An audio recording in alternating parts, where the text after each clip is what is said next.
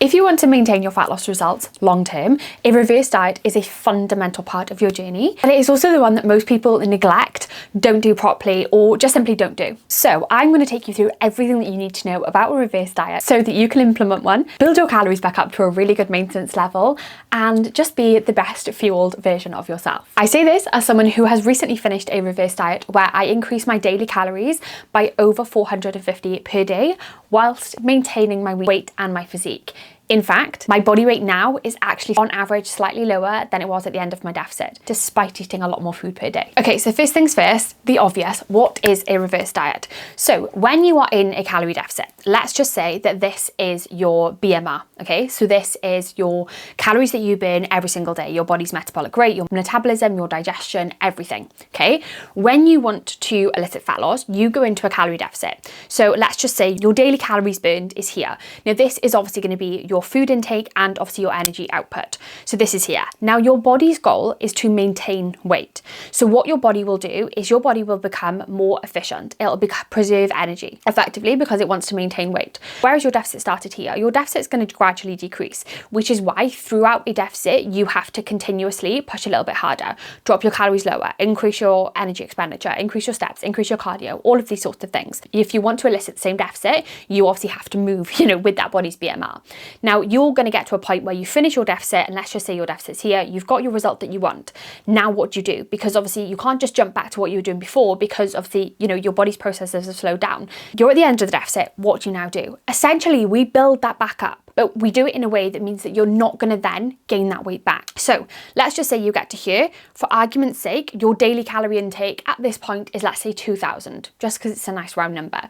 Your energy intake here is 2,000. Okay, you're still in a slight deficit. What we're then going to do is we're going to start to push those calories up on a weekly basis. What we're going to do is obviously monitor your progress, monitor your measurements, your physique, your photos, your training, your food, all of these sorts of things. And we're just going to keep gradually pushing it back up in the same way as we gradually brought it down in your deficit. We're going to gradually push it back up. So obviously more food equals more digestion equals more energy burned that way. More fuel equals more movement, so more energy burned that way. So gradually as we push this up, we are also going to be pushing up your body's BMR essentially, or your total daily energy expenditure, which is going to get you to a position where you can then push it up until you maintain weight. So you're then maintaining weight on higher calories. So most people will finish the deficit and be like, right, I have to stay on these calories forever. Absolutely not. Absolutely not. That's the purpose of a reverse diet, is to bring those calories back up to a good maintenance position where you can fuel your body, you can train hard, you can have flexibility, and you can just live your best life. Simple as that. The biggest thing I want to say with this is if you give your reverse diet the same energy, the same consistency, the same, sort of like oomph that you give your deficit, you are going to be in a much better position to bring your calories up so much higher, which long term is going to be so important. A lot of people will maybe stop tracking, maybe they'll just maybe not track as accurately, things like that, which generally then mean that you're not going to know how much you've increased your calories by. You're not going to then know what sort of calories are working for you. You're just going to be then lacking data that is going to help you have like a really clear idea of what is going on. So that's why I said the more data that you have, the more accurate you are, the more consistent you are, the better position you're going to be to just keep pushing those calories up until you get to a point where you're at maintenance. What you don't want to do is, maybe increase it for like a week and then be like, oh, actually I'm bored of this now, I can't be bothered, because you are then missing an opportunity to potentially push those calories up by like another, 100, 200, maybe even 300, which imagine how good it would be to eat an extra 300 calories per day every day and not see any sort of like weight gain or anything like that. Like imagine. So yeah, if you give it the same energy as you give your deficit, you'll be onto a winner. Now, how you actually do the reverse is actually not that complicated at all. It's very, very similar to your deficit. So in your deficit, you will have started off with your, with your base. You will have then obviously monitored your progress, whether that be through weight, whether it be through progress photos, whether it be through measurements, probably a little bit of each. Obviously, if you then noticed any plateaus, that's when you then would have obviously maybe dropped calories or increased steps or increased cardio, things like that. The reverse is exactly the same, but it is literally in reverse. So what you would do is you would start off with, so the end of your deficit comes, you then go, right, I'm going to increase my calories by 50 to 100 for the first week. Now, I don't mean 50 over the whole week. I mean, let's say that you're starting off with 2,000 calories. For week 1, you're probably going to go to 2,050, 2,100. You're going to then monitor your progress over that week. So again, you could take weight. I took my weight daily just because I find it's a lot more accurate to then use my averages to kind of see progress and obviously make changes. But again, do what works for you. So obviously you do that over week 1. Generally then you're probably actually still going to lose over week 1 because you're still in a small deficit. Then you go, right, okay, depending on the progress that I've made, okay, now I'm going to increase by another 50 to 100. Monitor your progress. Again, another 50 to 100, week 3. And you keep building it up until you get to a point where you are maintaining your body weight for, I would say, 2 to 3 weeks. Now, the reason that I say 2 to 3 weeks is because obviously as females, we have hormones, we have menstrual cycles. You know, there are different phases within that menstrual cycle. That is all going to impact your body weight.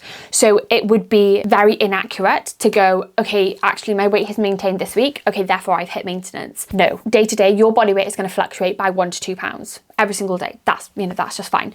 Generally, over your luteal phase, your body weight can fluctuate by up to 4, 5, even 6 pounds. Now, if you're looking at it and let's say you're taking progress over your luteal phase, if you're looking at it and going, oh my God, I've gained weight, therefore, right, I've pushed my calories up enough, I can't do it, it's then inaccurate because your stages of your cycle that you're comparing are completely different. You'd probably stop there, yeah? Whereas if you kept going, you'd notice that the next week, your body weight would probably come back down again. So therefore, it's not the food that is actually impacting your scale weight, it's actually just where you are in your cycle.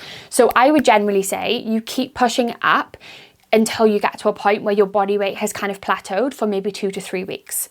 Now, what you'll probably find is for the first 2 to 3 weeks, your body weight may actually still continue to drop. So for me, on average, my body weight now is sitting lower than it was at the end of my deficit. In week 3 of my reverse, I actually hit a new low on the scales because obviously more energy, like I said, equals more movement, equals more energy expended. More energy meant that I was able to have better gym sessions. More food meant that I was, burning more energy through digestion, things like that as well. So, it's important to not just look at body weight, but also look at, okay, how do you feel? How are your progress photos looking? Like I look so much leaner after my reverse than I did in my deficit because obviously I was training harder. I was lifting heavier. So my muscles were popping more. Do you know what I mean? And I was actually still losing body fat. And that is literally that. You keep building it up until you get to a good maintenance position. Now, you may have a good idea of kind of what your maintenance is. I know that my maintenance is over 2,000 calories. Please don't check your watch and listen to what your watch says because your watch is highly inaccurate. But I knew that my maintenance calories were over 2,100 calories. So I kind of had a good idea when I was going into my reverse of what I needed to build it up to. And I've actually exceeded that and my maintenance calories are now the highest that they've ever been.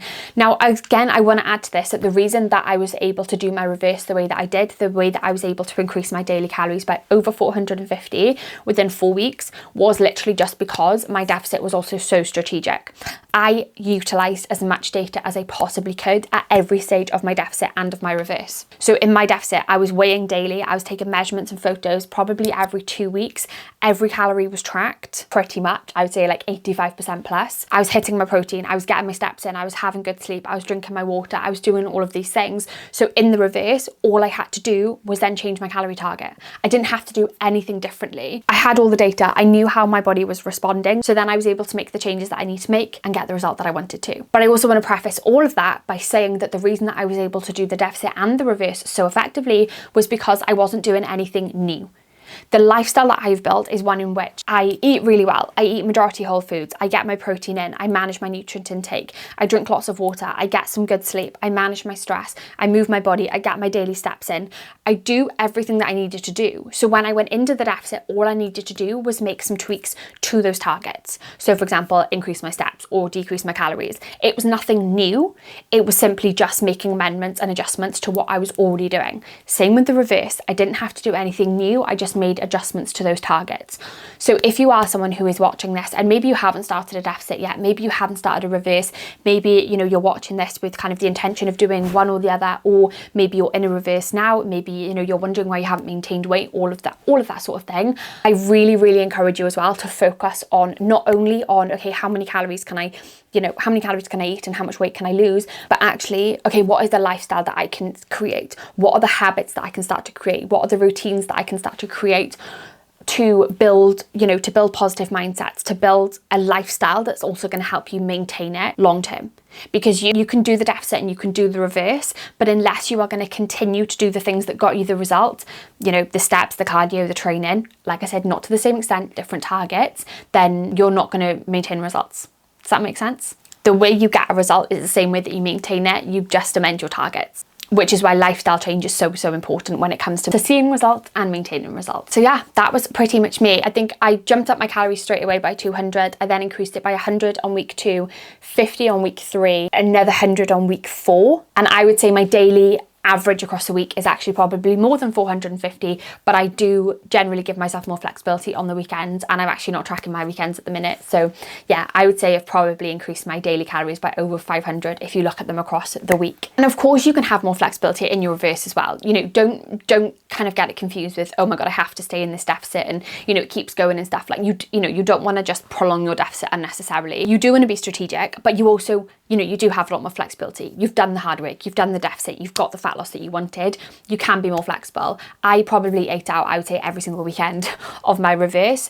All I did was just make sure that, again, I was consistent with every single thing that I could, probably like 85% plus, 90% plus of the time. I managed what I could when I could. So for example, even when I was going out for a meal, let's just say, you know, even if I decided it was going to be untracked, I would still look at, okay, where's my protein coming from in my breakfast and my lunch? Where am I getting my steps in? How much water am I drinking? How can I still manage my stress? How can I get some good sleep? So I was still focused on everything that I could do, and then simply enjoying that meal and then getting straight back to normal after it. Which again is a mindset, and it's something that I've built through literally building that version of me. I always say to my clients, if you want to be, you know, something, or you want to be someone, you want to have a certain mindset, that isn't coming from just thinking about it. That is coming from literally showing up and doing the thing. That's where it's built. I literally had this discussion with a client the other day, and we were talking about her relationship with food, and she was saying that, you know, she doesn't want to be that person that is, you know, just kind of throws everything away at the weekend, but she also doesn't want to obviously have that same structure as she does on the weekend, because that's more time for flexibility, and she doesn't want to feel guilty on a Monday. And it came to Monday and she was like, oh, I just feel like I shouldn't have done it. And I literally said to her, I was like, okay, fine. We can talk about looking at the bigger perspective, and we can, you know, look at all these different things, which we often do. But I said, ultimately, what you need to do right now is you need to literally tell yourself that if you want to have a life where you are not getting to Monday and feeling guilty for having more flexibility over the weekend, you have to step into that version of you. You have to start thinking as that version of you. That version of you doesn't sit there questioning every single thing that she's eaten over the weekend on a Monday and wishing that she hadn't and beating herself up and being horrible to herself. She literally just focuses on, I enjoyed myself more, I had more flexibility, today I'm going to get straight back to normal. And the more that you do that, the more you train your brain to do that. Now, I know I've gone off on a slight tangent there, but obviously it is a case of, you know, your calorie output, your calorie input, and just bringing them up to a good maintenance level. But to make it the best that it can be, and to make those things the most effective that they can be, you need to be prioritizing getting enough good sleep, your nutrients, getting some good protein in, getting some movement in, strength training, managing your stress, getting some good water in, and just really making sure that you are showing up for yourself and doing what you can when you can. But yeah, I really hope that helps. If you have any questions at all, of course, just pop them in the comments.